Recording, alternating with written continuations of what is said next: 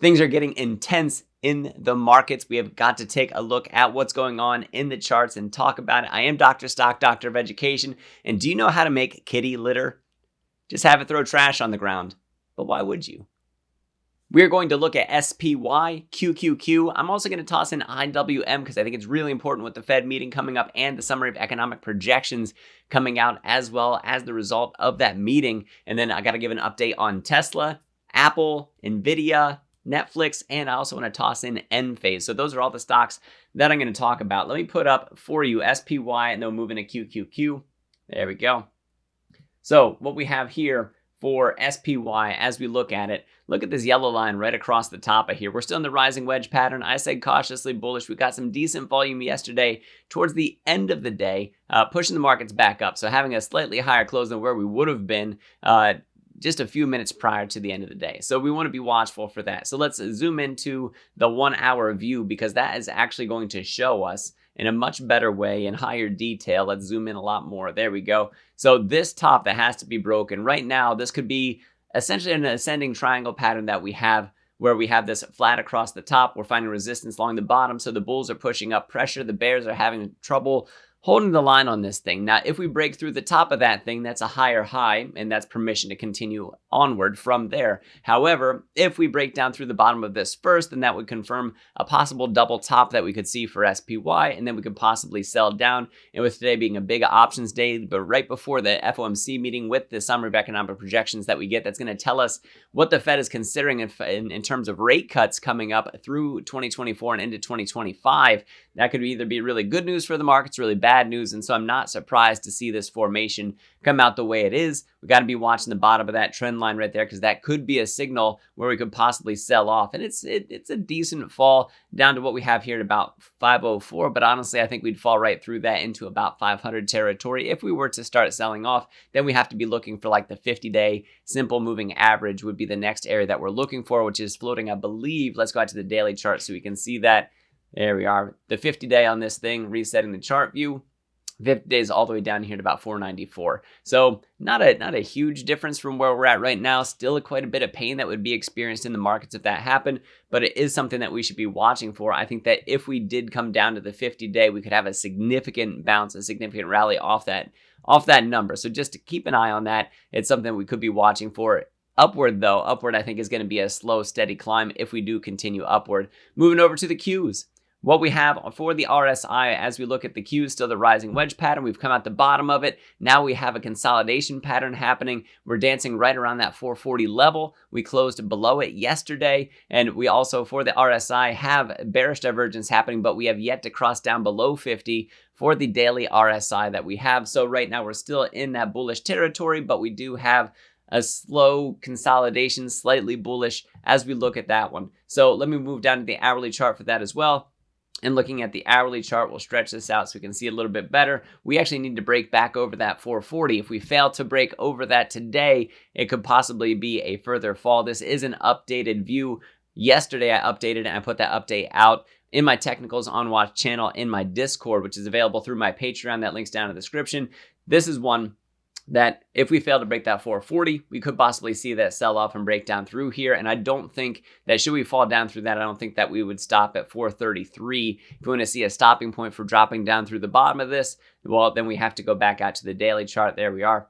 And the 50-day for this one is down at about 426. So if we do fall that way, we could peekaboo down through that a little bit before seeing a significant bounce back up from there. We're just going to have to watch. One of the critical things that we want to watch for in SPY and QQQ is that we want to be watching for the first time that we actually get, because we've gotten lower highs already, or in the case of SPY, we got a high that was even with the previous one. We want to watch for the first time that we get that lower low coming in and a lower high. We need the combination of both of them, which could be that signal that we are going to see a further sell as the market could start to correct after that a little bit. And then a correction could be anywhere from a 5 to 10% drawdown. And now with tech, what we're looking at there, NVIDIA will have to see the results of their GTC conference to see what exactly happens, if we're going to see a further sell or if we're going to see a rise based off of further excitement for NVIDIA. And there's already been a ton of it. So IWM, as we look at it, IWM tracks the Russell 2000. With the Fed meeting coming up, I wouldn't be surprised to see a further drawdown. This pink line, I called it critical resistance or critical support. This is just a critical value in general for IWM. And you see, we came down to that yesterday and we recovered back off of that a full percent. Back up off of that, we regained from the bottom of that. So we were up to start the day at about 205 and lost 2.5%, then recovered 1% off that bottom. So we got to be watching for this. This is one that could sell down further. We're getting close to that 50-day EMA and SMA. I wouldn't be surprised to see at least a peekaboo down below that. If we do fall down below that and then come up, retest, get resisted, then we want to be looking for that 200-day simple moving average that we have here. So I think the small caps will outperform as we start to see signals for those rate cuts. I think that it's going to be a bearish thing if we get a signal that there's either no rate cuts expected or even fewer expected this year from the SEP. We're going to be watching for it, but that fear, uncertainty, and doubt leading up to it could be enough to add further downward pressure. Going over to Tesla, here in this ellipse that I have drawn on here for you, this is highlighting the support line that we have.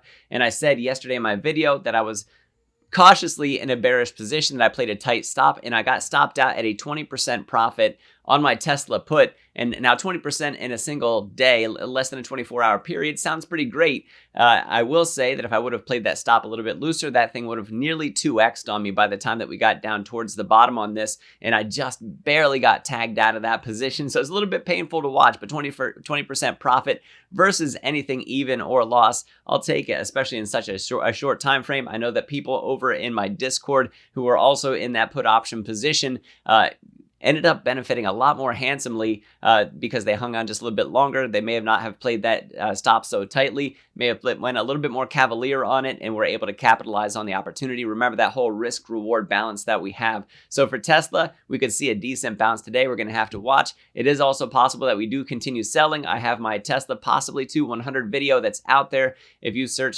Tesla to 100, it might even come up as you search for it off of this bear flag pattern that we have, and we're seeing a small part of that right now. We do need to pay attention. We can adjust this technical just a little bit. We can adjust that down, and you'll see maybe we get recovered here, maybe an engulfing candle even coming out of that if we were to see a temporary bottom on that, and that would put us right back into this formation. So this descending wedge that we have right here, it is possible. I don't think the sentiment is there yet for Tesla. I think we got to wait until after deliveries come out to really see where that happens. Another catalyst could again be that summary of economic projections. So I still remain short-term bearish on Tesla. I think that there's just too much negative news. I think there's a lot of pressure from legacy auto. I honestly think in this I have no evidence of this, but if I wouldn't be surprised to find out that there was a smear campaign on behalf of EVs from legacy auto who doesn't want their business infringed upon. So really putting out a lot of negative news about EVs and making them sound even worse off than they might actually be as the infrastructure continues to build and there's further adoption in the EV space.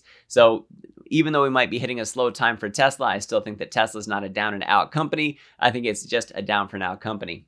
Going over to Apple, we actually have, let me go to the hourly chart on this one. We'll go 4 hours. This should be a good view for us that we actually have an ascending triangle pattern here that we're actually butting right up against resistance. Again, if we break through that, we get to test out the trend line in the high 170s. And if we're able to break through that, then we are back up towards the 180 to 185 zone. So be on the lookout for that one. Breaking down through this one could be a further sell for us, but this I think could lead to some temporary bullishness, at least in the short term here for Apple. So be on the lookout for that. NVDA. This is an old line that I have right here, but I want to leave it there for you. We did break down through it, and yesterday in my video I said that we were just showing a sign we could sell further, and then we did. So now that we have that day in there, let me show you how I would adjust this. I would adjust this way, and maybe bring in the tail end of that up just a little bit to get a better view.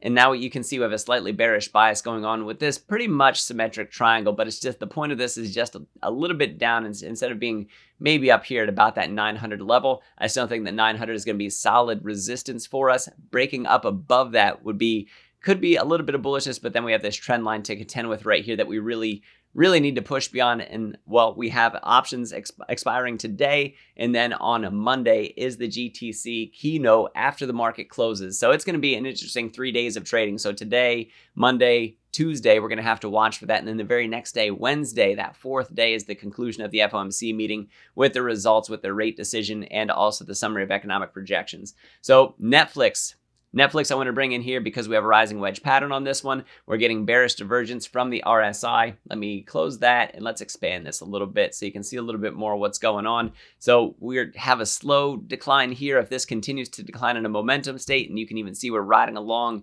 support right now, but if we break down through that, we could have probably a decent sell coming out of Netflix, putting us maybe a few dollars underneath 600, and considering yesterday that it closed at 613, dropping down below that 2 to 3, maybe even up to 5% of a give back on Netflix. Now, if we continue to rise, we have significant room to the upside, and if you can see the purple line that's on here, let me reset the chart view. We are actually in this broadening wedge pattern right here, and we're near the top of that formation. So it is one, I don't think that we come all the way back down, but the volatility is increasing over time, I guess would be the way to say that for Netflix. So there is a significant chance that we actually have a little bit of correction in Netflix's price, even if I can't say the word. And let me wrap things up here for you with Enphase. And then with Enphase over in the Discord, that again, I've been posting about. I do continue to dollar cost average over time into Enphase. And right now, an ascending triangle pattern. We're down below the 200, down below the 50. We had a golden cross coming up. We had this double peak. We couldn't break above it. Didn't break above it. Now we're consolidating slightly to a bullish side of things. We got to break back up over that 50 EMA and SMA here. And should we go above that again, should we retest that 200? I think that we're going to break it. But again, that FOMC meeting, that catalyst that we have coming up can undo the technicals. That might be something that trumps the technical, pushes us down below the support line, in which case we could continue to sell off more, especially because we're down below the 200 and the 50, which is a bearish sign. So we need to be watching for that. The RSI for that, by the way, is under 50. We're actually getting down towards that oversold territory on the daily chart for Enphase. Guys, I hope you liked this video. If you did, go ahead and hit that like button. Hit me up down in the comments. I'd absolutely love to hear from you. If you want to see what I'm buying and selling and talk with me and my community members over in the Discord, it's available through the link for the Patreon. Go ahead and click that and sign up. Come and chat with us. We'd absolutely love to have you. And then if you want to learn to do technical analysis like I do, that is also available down in the description. Click that link, sign on up, and learn whatever you can to take your trading game to the next level. As always, guys, thanks for watching. I am Dr. Stock, Doctor of Education. Remember, my friends, that learning is earning, and we'll see you in the next video.